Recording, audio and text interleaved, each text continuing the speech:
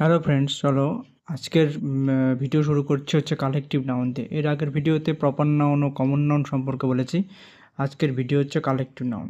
দেখো, আমি বিভিন্ন ছবি এঁকে রেখেছি, কিন্তু দুটো হাঁস, তিনটে মাছ আছে, তিনটে মৌমাছি আছে ও কিছু কিছু চাবির গুচ্ছ আছে। ছবিটা তো প্রপারলি হয়নি, তবু আমি বুঝিয়ে দিচ্ছি। অনেক তিনটে চাবি একসাথে আছে, চাবির গুচ্ছ, সেটাকে বলা হয়েছে বাঞ্চ অফ কিস। তারপরে বলা হয়েছে এ সোয়ার্ম অফ বিজ, অর্থাৎ মৌমাছিরা যখন দল বেঁধে থাকে।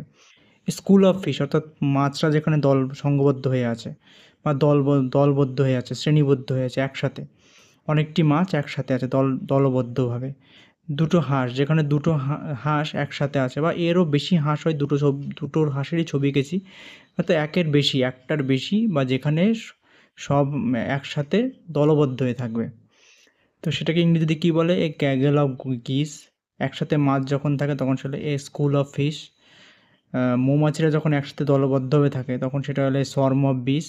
আর চাবিগুলো যখন একসাথে রাখা হয় তখন সেটা হলো বাঞ্চ অফ কিস। মানে হচ্ছে যখন কোনো নাউন একসঙ্গে দলবদ্ধ বা শ্রেণীবদ্ধ হয়ে থাকবে তখন সেটা হচ্ছে কালেকটিভ নাউন। তাহলে আমরা আর কোথায় দেখতে পাই? যেমন ধরো, আমরা ক্লাসরুমে যখন আমরা ক্লাসে পড়তে যাই, আমরা স্টুডেন্টরা স্কুলে যখন পড়ি, ক্লাসরুমে সবাই একসাথে দলবদ্ধ হয়ে থাকে, তখন সেটা হচ্ছে কালেকটিভ নাউন। যখনই আমরা দলবদ্ধ বা সংঘবদ্ধ হয়ে থাকবো, শ্রেণীবদ্ধ হয়ে থাকবো, তখন সেটা হচ্ছে কালেকটিভ নাউন। ইংরেজিতে তাকে বলা হয় কালেকটিভ নাউন। যেমন হচ্ছে ধরে নাও,